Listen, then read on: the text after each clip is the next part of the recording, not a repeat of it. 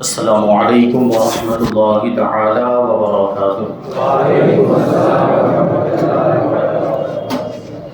نحمده ونصلي ونسلم على رسوله الكريم اما بعد فاعوذ باللہ من الشیطان الرجیم بسم اللہ الرحمن الرحیم الا ان اولیاء اللہ لا خوف علیہم ولا هم يحزنون الذين آمنوا وكانوا يتقون صدق اللہ العظیم۔ آئیے ہم اور آپ سب سے پہلے حضور سرور کائنات، فخر موجودات، باعث تخلیق کائنات احمد مجتبی محمد مصطفیٰ صلی اللہ علیہ وسلم کی مقدس بارگاہ میں درود و سلام کا ہدیہ پیش کریں اور پڑھیں اللہم صلی علی سیدنا و مولانا محمد معدن الجود والکرم وآلہ الکرام وابنہ الکریم وبارک وسلم صلاۃ و سلام علیک یا رسول اللہ صلی اللہ تعالی علیہ وسلم۔ عزیزان ملت اسلامیہ، آج 28 صفر المظفر ہے۔ آج مجدد الف ثانی امام ربانی بدر الدین ابو البرکات شیخ احمد سرہندی فاروقی نقشبندی رحمۃ اللہ تعالی علیہ کا یوم وصال ہے، عرس کا دن ہے۔ اس مناسبت سے آج ہم انشاءاللہ تبارک و تعالی ان کا تذکرہ کریں گے۔ مجدد الف ثانی 11ویں صدی کے مجدد ہیں اور اللہ کے ولی، بہت بڑے عالم دین، جنہوں نے اکبر کے فتنے کا مقابلہ کیا تھا۔ شہنشاہ جلال الدین اکبر جس کو کہا جاتا ہے، اس نے جو نیا دین اور نیا مذہب ایجاد کیا تھا، جس کا اس نے دین الہی نام رکھا تھا، اس کا مقابلہ حضرت مجدد الف ثانی رحمۃ اللہ تعالی علیہ نے کیا۔ حضرت مجدد الف ثانی رحمۃ اللہ تعالی علیہ سرہند میں 971 ہجری میں پیدا ہوئے۔ سرہند شریف میں آپ کا مزار پاک بھی موجود ہے، جو پنجاب میں تقریباً چندی گڑھ سے تقریباً 40-45 کلومیٹر کے فاصلے پر ہے سرہند شریف۔ وہاں پر آپ کا مزار پاک موجود ہے اور بڑی ہی مؤثر بارگاہ ہے۔ وہاں جائیں تو فیضان ملتا ہوا محسوس ہوتا ہے۔ یہ شیخ سرہندی رحمۃ اللہ تعالی علیہ کی بارگاہ۔ حضرت مجدد الف ثانی رحمۃ اللہ تعالی علیہ فاروقی ہیں اور 31 واسطوں سے آپ کا شجرہ نسب امیر المؤمنین حضرت فاروق اعظم رضی اللہ تعالی عنہ سے جا کر مل جاتا ہے۔ اور آپ نقشبندی بزرگ بھی ہیں، حضرت خواجہ باقی باللہ رحمۃ اللہ تعالی علیہ، جو ہندوستان میں سلسلہ نقشبندیہ لے کر آئے، ان کے آپ مرید اور خلیفہ ہیں۔ خواجہ باقی باللہ رحمۃ اللہ تعالی علیہ کا مزار پاک دہلی میں موجود ہے، اجمیری دروازے کے قریب۔ اور آپ کے مزار پاک کی خصوصیت یہ، حضرت خواجہ باقی باللہ رحمۃ اللہ تعالی علیہ کے مزار پاک کی خصوصیت یہ کہ اس پہ گنبد بنا ہوا نہیں، کیونکہ آپ نے وصیت کی تھی کہ میرے مزار پر گنبد نہ بنایا جائے، اس لیے آج تک بھی گنبد بنا ہوا نہیں ہے۔ یہ حضرت مجدد الف ثانی رحمۃ اللہ تعالی علیہ کے پیر و مرشد ہیں۔ کبھی کسی موقع پر ان کے بارے میں بھی آپ کے سامنے کچھ باتیں پیش کی جائیں گی۔ آج ہم کو حضرت مجدد الف ثانی رحمۃ اللہ تعالی علیہ کے تعلق سے کچھ باتیں سماعت کرنی ہیں۔ آپ کے 5ویں دادا جان جد امجد، یعنی آپ کے پر دادا کے بھی دادا، ان کا نام ہے امام شیخ رفیع الدین سہروردی رحمۃ اللہ تعالی علیہ۔ یہ حضرت مخدوم جہانیہ جہاں گشت حضرت سید جلال الدین سہروردی رحمۃ اللہ تعالی علیہ کے ساتھ ہندوستان میں آئے، وہ ان کے خلیفہ تھے۔ مخدوم جہانیہ جہاں گشت یہ اللہ کے بہت بڑے ولی گزرے ہیں، اور ہندوستان کی مذہبی تاریخ میں ان کا نام آج بھی سنہری حروفوں کے ساتھ لکھا جاتا ہے۔ بڑی عظیم شخصیت ہے حضرت مخدوم جہانیہ جہاں گشت رحمۃ اللہ تعالی علیہ۔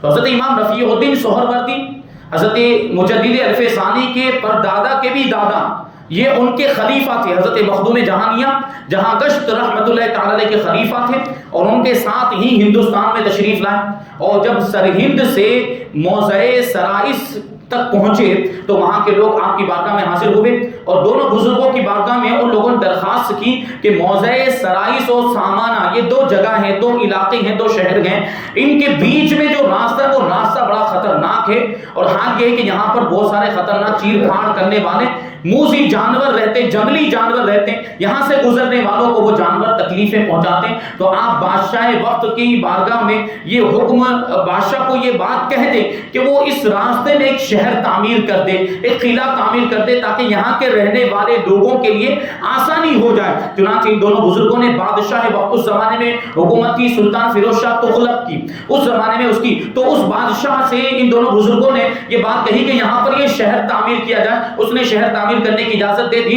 تو حضرت امام رفیع الدین کے بڑے بھائی حضرت خواجہ فتح اللہ نے وہ قلعہ تعمیر کرنا بھی شروع کر دیا۔ لیکن معاملہ یہ ہوتا تھا کہ روزانہ ایک دن میں جتنا بھی قلعہ تعمیر ہوتا، دوسرے دن جا کر دیکھتے تو وہ ٹوٹ پھوٹ کر گر چکا ہوتا تھا، روزانہ کا یہی حال۔ بات سمجھ میں نہیں آ رہی تھی۔ حضرت مخدوم جہانیہ جہاں گشت رحمت اللہ تعالی علیہ کو جب اس حادثے کا علم ہوا، اس واقعے کے بارے میں جب پتا چلا، تو آپ نے امام رفیع الدین سہروردی کو یہ خط لکھا، اور اس میں یہ لکھا کہ آپ خود جا کر قلعے کی بنیاد رکھیں اور وہیں پر مستقل طور پر قیام فرمائیں، وہیں پر آپ اپنی جو ہے سکونت اختیار کریں۔ چنانچہ حضرت مخدوم جہانیہ جہاں گشت رحمت اللہ تعالی علیہ کے حکم کے مطابق شیخ رفیع الدین سہروردی رحمت اللہ تعالی علیہ وہاں پر پہنچے اور اپنے دستے مبارک سے قلعے کی بنیاد رکھی۔ تو جو پہلے معاملہ ہوا کرتا تھا کہ دوسرے دن تو قلعے کی دیوار گر جایا کرتی تھی، اب کی مرتبہ وہ دیوار نہیں گری، بلکہ پورا قلعہ بڑی ہی شان و شوکت کے ساتھ تعمیر ہو کر تیار ہو گیا،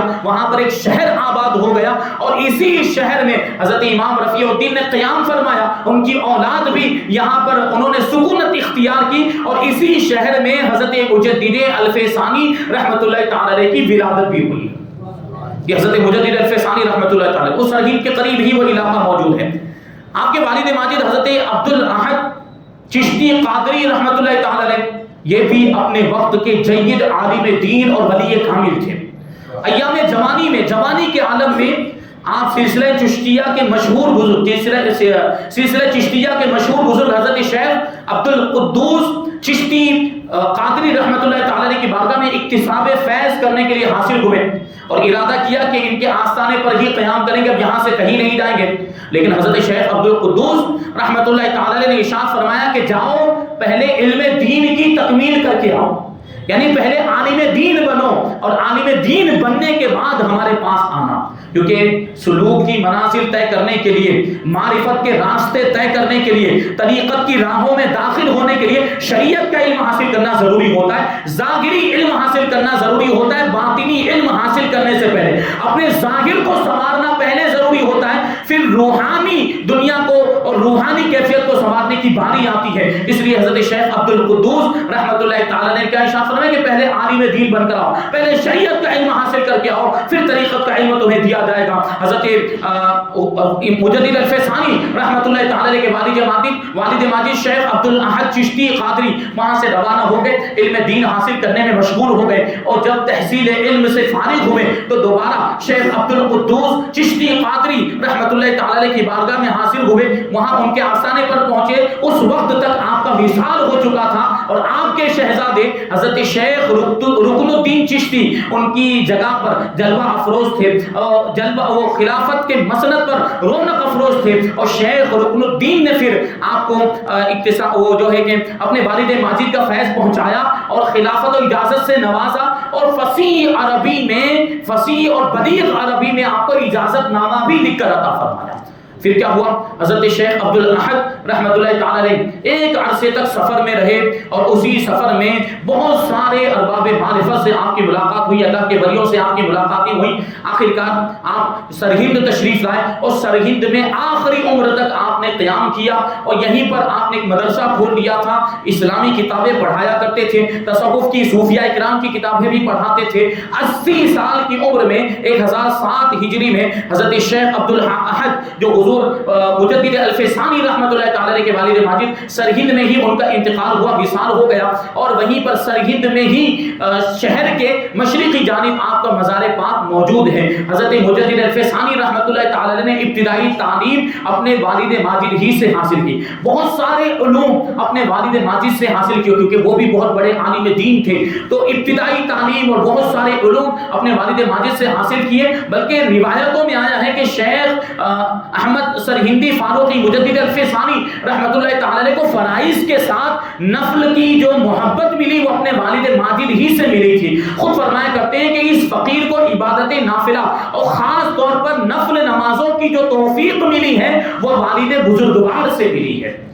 یعنی آپ کے والد ماجد نے آپ کی ایسی تربیت فرمائی کہ فرائض کی تو پابندی کرتے تھے، ساتھ میں نوافل کی بھی پابندی کرتے تھے. اور یہ بات آپ کو بتا دوں کہ حضرت مجدد الفسانی رحمۃ اللہ تعالی علیہ تہجد کے بھی پابند تھے، تہجد کی نماز بھی آپ کی نہیں چھوٹتی تھی. یہ شان ہے حضرت مجدد الفسانی رحمۃ اللہ تعالی علیہ کی. اور پھر والد ماجد کے علاوہ دوسرے اساتذہ سے بھی آپ نے اکتساب علم کیا. ان میں حضرت مولانا کمال کشمیری رحمۃ اللہ تعالی ان سے حدیث کی کتابیں پڑھی، بہت ساری مشکل کتابیں ان سے پڑھی. اور دوسرے ایک استاذ ہیں آپ کے، ان کا نام مولانا یعقوب کشمیری، ان سے حدیث کی کچھ کتابیں آپ نے پڑھی. اور پھر ایک بزرگ ہیں اور آپ کے اس اساتذہ میں ان کا شمار ہوتا ہے حضرت خواجہ بہلول بدخشی رحمۃ اللہ تعالی علیہ، قاضی بہلول بدخشی. ان سے بھی آپ نے قصیدہ بردہ شریف پڑھا، تفسیر کی کتابیں بھی پڑھی اور حدیث کی کتابیں بھی پڑھی. اور 17 سال کی عمر میں آپ سارے علوم متداولہ سے فارغ التحصیل ہو گئے اور ایک عالم دین بن گئے. اور اب آپ نے پڑھانا شروع کر دیا. ابھی تک آپ پڑھ رہے تھے، اب آپ نے پڑھانا شروع کر دیا. اور لوگوں کو آپ کی بارگاہ میں جو لوگ حاضر ہوتے تھے طالبان علوم نبویہ، آپ تفسیر بیضاوی بھی پڑھاتے تھے، بخاری شریف بھی پڑھاتے تھے، ہدایہ بھی پڑھاتے تھے، مشکات شریف بھی پڑھاتے تھے، شرح مواقف بھی پڑھاتے تھے. ان میں سے اکثر کتابیں آج بھی دارالعلوم میں پڑھائی جاتی، مدرسوں کے اندر پڑھائی جاتی. مشکات شریف، بخاری شریف، ہدایہ اور تفسیر بیضاوی آج بھی دارالعلوم میں یہ کتابیں پڑھائی جاتی ہیں. حضرت مجدد الفسانی رحمۃ اللہ تعالی علیہ بھی اپنی بارگاہ میں حاضر ہونے والے اپنے شاگردوں کو، اپنے طلباء کو یہ کتابیں پڑھایا کرتے تھے اور ان کی ظاہری باطنی اصلاح بھی فرمایا کرتے تھے. اور پھر کبھی ایسا بھی ہوتا کہ کوئی طالب علم کے اندر سستی دیکھتے کہ پڑھنے میں سستی کر رہا ہے، سبق برابر یاد نہیں کر رہا اور پڑھنے کا شوق نہیں رہا، تو ان کے سامنے آپ جو ہے علم کی اہمیت کو بھی اجاگر کرتے تھے، علماء کی فضیلت بھی بیان کرتے تھے اور علم دین حاصل کرنا کتنا ضروری ہے یہ بات بھی آپ ان کے سامنے واضح کیا کرتے تھے. ایک بزرگ تھے، ایک آپ کے شاگردوں میں آپ کے ایک شاگرد تھے، ان کا نام تھا بدر الدین سرہندی. وہ سرہند ہی کے رہنے والے تھے، آپ کی بارگاہ میں پہلے علم حاصل کرنے کے لیے آیا کرتے تھے.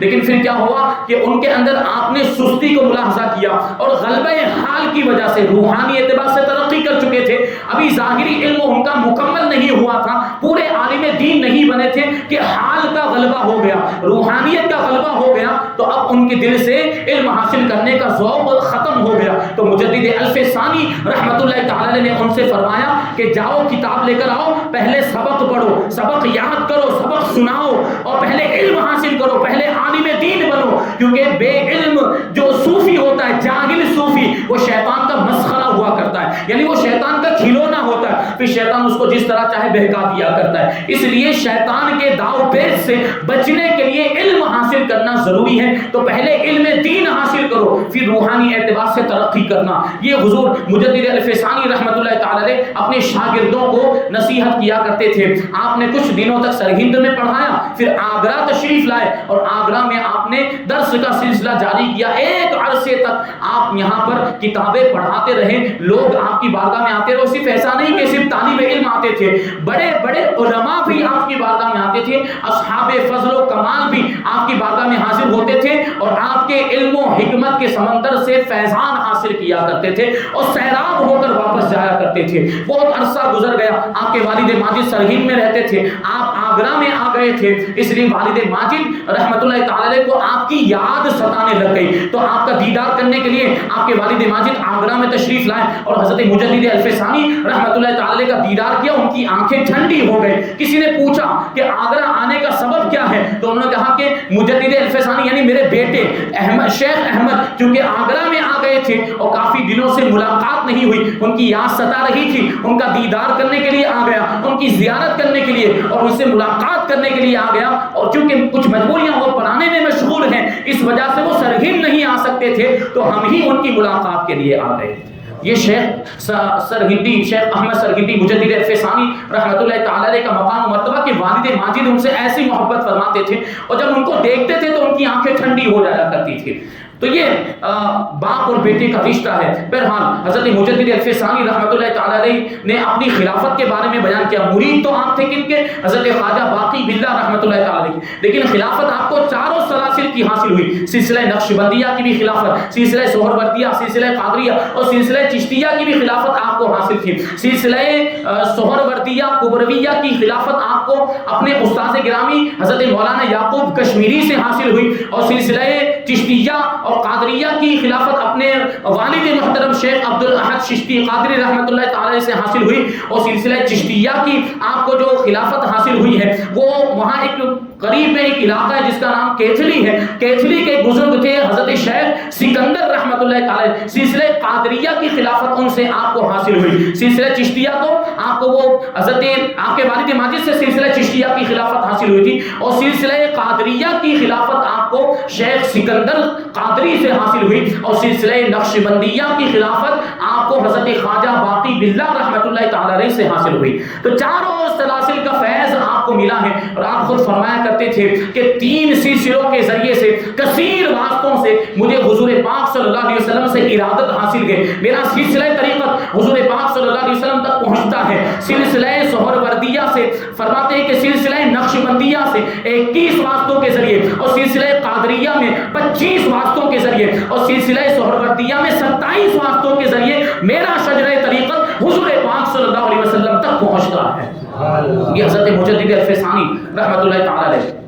اور عبادت اور ریاضت، جیسے میں نے ابھی عرض کیا کہ تہجد گزارتے، تہجد کی بھی پابندی کیا کرتے تھے، اور تلاوت قرآن کا ایسا شوق کہ سفر میں بھی قرآن پاک کی تلاوت کرتے تھے، سواری پر سوار ہو کر بھی قرآن پاک کی تلاوت کرتے، اور کبھی کبھی تو سفر میں 3-4 پاروں کی تلاوت کر لیا کرتے ہیں، اور اس درمیان میں اگر آیت سجدہ آ جاتی تو سواری سے اتر کر سجدہ تلاوت کیا کرتے تھے۔ یعنی ایسا جذبہ، سفر کے اندر بھی قرآن پاک کی تلاوت جاری ہے، اور سنتوں پر عمل کرنے کا جذبہ۔ ایک مرتبہ رمضان المبارک کے مہینے میں کیا واقعہ پیش آیا؟ رمضان المبارک کے آخری عشرے میں، آخری 10 دن میں تراویح کی نماز سے فارغ ہونے کے بعد آپ آرام فرمانے کے لیے لیٹے، لیکن بے خیالی میں الٹی کروٹ پر لیٹ گئے، الٹے پہلو پر لیٹ گئے، اور آپ کا خادم آیا اور خادم نے پاؤں دبانا شروع کر دیا۔ ابھی تھوڑی دیر ہی گزری تھی کہ آپ کو خیال آیا کہ مجھے تو سیدھی کروٹ پر لیٹنا چاہیے، کیونکہ سیدھے پہلو پر لیٹنا یہ سنت ہے، اور وہ سنت مجھ سے چھوٹ گئی ہے۔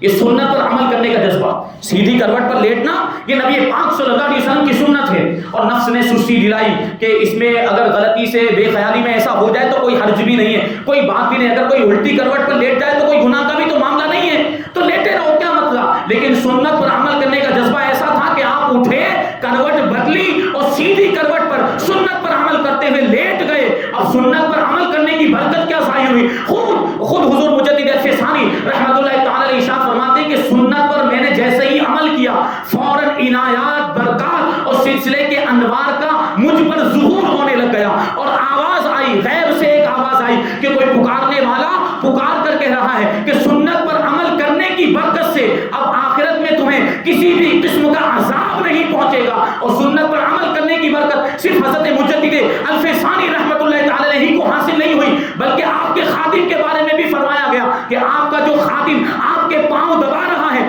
آپ کے سنت پر عمل کرنے کی برکت سے اس کی بھی مغفرت ہو چکی ہے۔ سبحان اللہ، سبحان اللہ۔ یہ سوچیں کہ بزرگ سنت پر عمل کر رہے ہیں، اور ایک خادم ان کی خدمت کر رہا ہے، ان کو سنت پر عمل کرنے کا فائدہ مل رہا ہے، تو خادم کو بھی اس کا فائدہ مل رہا ہے۔ جو آج پیران نظام ہوتے ہیں، میں پیران کاملین کی بات کر رہا ہوں، جو جامع شرائع پیر ہوتے ہیں، جو سنتوں پر عمل کرنے والے پیر ہوتے ہیں، جو شریعت کی پابندی کرنے والے پیر ہوتے ہیں، ان کے مریدین ان کی خدمت کرتے کہ نہیں کرتے؟ دیکھیں، خدمت کرنے کا کبھی ایسا صلہ بھی ملتا ہے، کبھی ایسا بدلہ بھی ملتا ہے۔ ایسے بزرگ اگر ہوں تو واقعی ان کی خدمت کرنی چاہیے، جو پیران کاملین ہوتے ہیں ان کی خدمت کرنی چاہیے، ان کی خدمت کی برکتیں حاصل ہوتی۔ ہم نے دیکھا ہے پیران کاملین کی خدمت کرنے والوں کو کہ وہ بے عمل تھے تو با عمل ہو گئے، بے نمازی تھے تو نمازی ہو گئے، اور روزے نہیں رکھتے تھے تو روزے دار ہو گئے، چہرے پہ داڑیاں نہیں تھی تو داڑیاں رکھ لی۔ یہ پیروں کی خدمت کرنے کا نتیجہ اور پیروں کی خدمت کرنے کی برکت۔ لیکن وہ پیر بھی ویسا ہونا چاہیے، وہ پیر خود سنتوں کا عامل ہو، سنتوں پر عمل کرنے والا ہو، شریعت پر عمل کرنے والا ہو، تو پھر اس کے عمل کی برکتیں اس کے مریدین کو بھی ملا کرتی۔ تو یہ دیکھیں مجدد الفسانی رحمۃ اللہ تعالی علیہ کا واقعہ۔ ایک مرتبہ آپ کے خادم خاص جو سفر و حضر میں آپ کے ساتھ رہا کرتے تھے، حاجی حبیب احمد ان کا نام تھا. وہ اجمیر کے قیام کے دوران آپ کی بارگاہ میں حاضر ہوئے. یعنی حضور مجدد الفسانی رحمۃ اللہ تعالی اجمیر میں موجود تھے. بڑا دلچسپ واقعہ ہے. تو آپ کے خادم حضرت حاجی حبیب احمد آپ کی بارگاہ میں حاضر ہوئے اور کیا کہتے ہیں کہ میں نے 70,000 مرتبہ کلمہ طیبہ کا ورد کیا ہے. آپ کی بارگاہ میں حاضر اور کیا کہتے ہیں کہ میں نے 70,000 مرتبہ کلمہ طیبہ کا ورد کیا ہے اور وہ 70,000 مرتبہ جو کلمہ میں نے پڑھا ہے اس کا ثواب آپ کی بارگاہ میں نذر کرتا ہوں. تو حضور مجدد الفسانی نے جیسے ہی سنا دعا کے لیے ہاتھ اٹھا دیے. دعا کے لیے ہاتھ اٹھائے.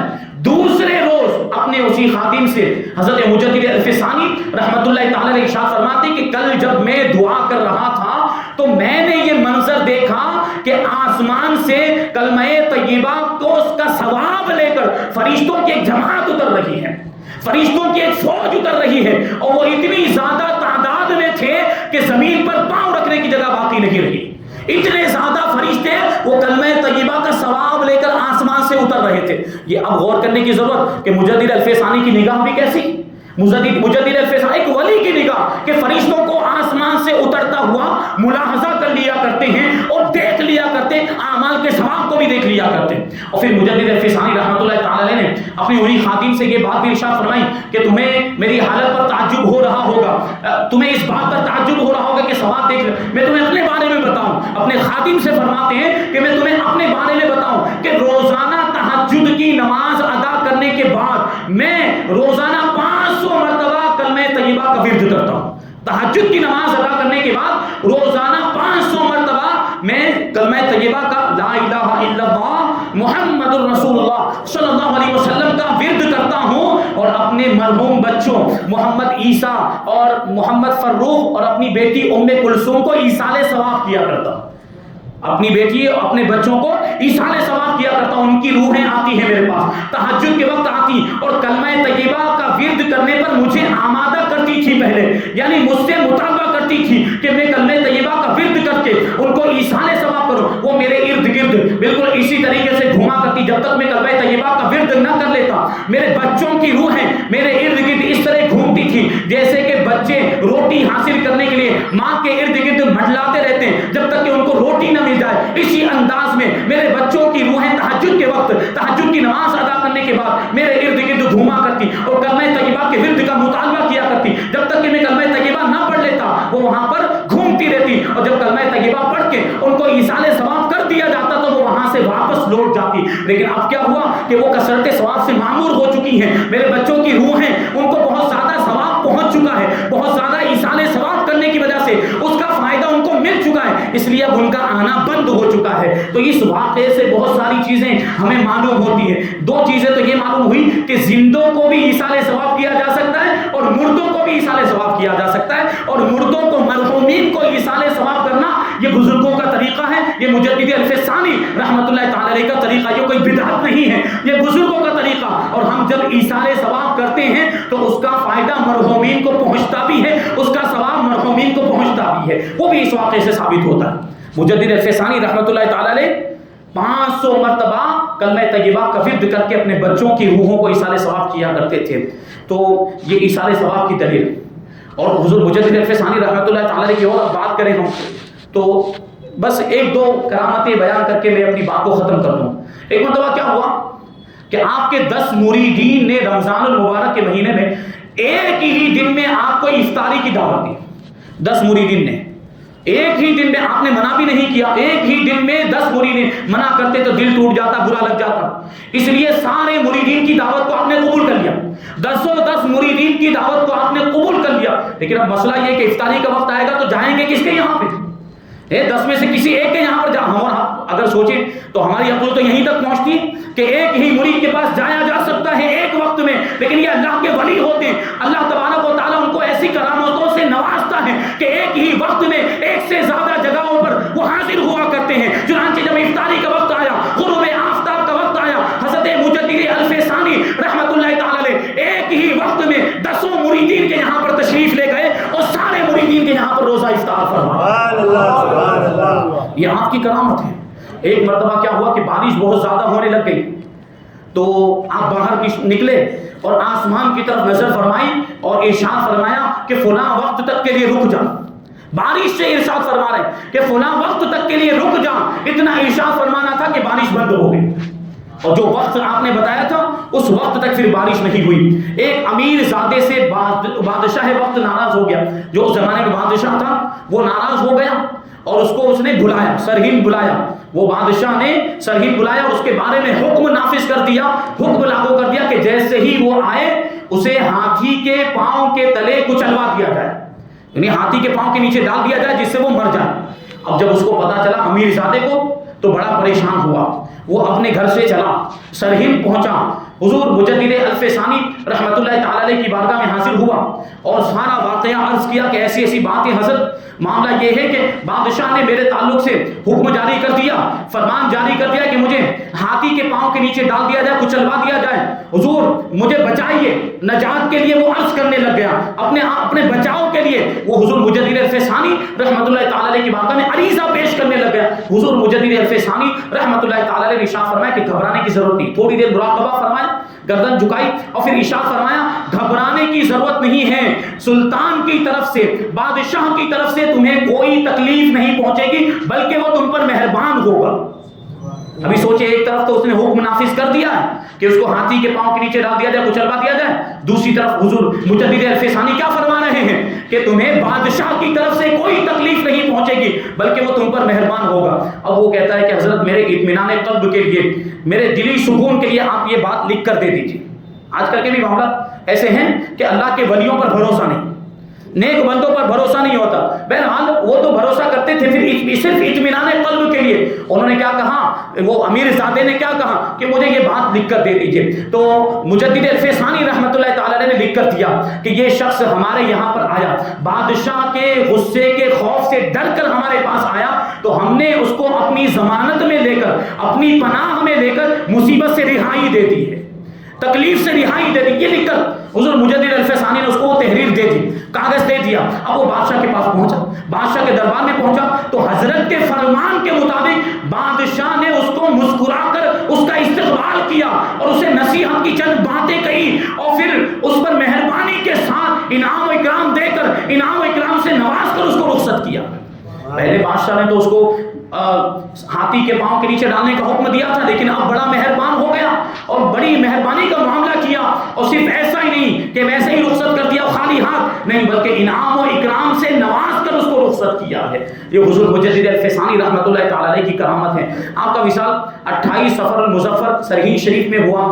آپ کے شہزادے خواجہ محمد سعید نے آپ کی نماز جنازہ پڑھائی. آپ کی وصیت کے مطابق حضرت آپ کے دوسرے شہزادے مرحوم خواجہ محمد صادق کے پہلو میں آپ کو دفن کیا گیا, جہاں کبھی ایک وقت میں, ایک زمانے میں آپ نے نور کی تجلی کو دیکھا تھا. جس جگہ پر آج آپ کا مزار موجود ہے وہاں پر آپ نے نور کی ایک تجلی دیکھی تھی, اور اس وقت ارشاد فرمایا تھا کہ میرے مرنے کے بعد مجھے یہیں پر دفن کیا جائے, کیونکہ یہ جگہ جنت کے باغوں میں سے ایک باغ ہے, جنت کی کیاریوں میں سے ایک کیاری ہے. وہیں پر آج مجدد الف ثانی رحمۃ اللہ تعالی علیہ کا مزار پاک موجود ہے. موقع ملے, فرصت ملے, وقت ہو تو کبھی ان کے مزار پر حاضر ہونا چاہیے. بڑی برکت والی بارگاہ ہے اور وہاں فیضان بھی ملتا ہے. اور ایک بات بڑی مشہور ہے آپ کے مزار کے تعلق سے حفاظ قرآن کے لیے, کہ جو حافظ قرآن وہاں جائے اور ان کے مزار پاک پر ایک مرتبہ پورا قرآن مجید سنا دے تو اس کا حفظ قرآن بڑا مضبوط ہو جائے گا. یہ ہم نے تجربہ کر کے دیکھا. الحمدللہ ہم وہاں پہنچے اور ہم نے قرآن مجید ختم کیا ہے تو اس کی برکتیں ہمیں دیکھنے کو ملی ہیں. تو اللہ تبارک و تعالیٰ کی بارگاہ میں دعا ہے کہ جو کچھ بھی بیان ہوا اس پر ہم سب کو عمل کرنے کی توفیق عطا فرمائے. علماء کرام سے محبت کرنے اور ان کے دامن سے وابستہ رہنے, ان کی باتوں کو سن کر اس پر عمل کرنے کی توفیق عطا فرمائے. حضور مجدد الف ثانی رحمۃ اللہ تعالی علیہ کے فیوز و برکات سے ہم سب کو مالا مال فرمائے, ہم سب کو مذہب اہل سنت و جماعت مسلک اعلیٰ حضرت پر قائم و دائم رکھیں اور اسی پر ہم سب کا خاتمہ فرمائے. وما علینا الا البلاغ. ایک اعلان سماعت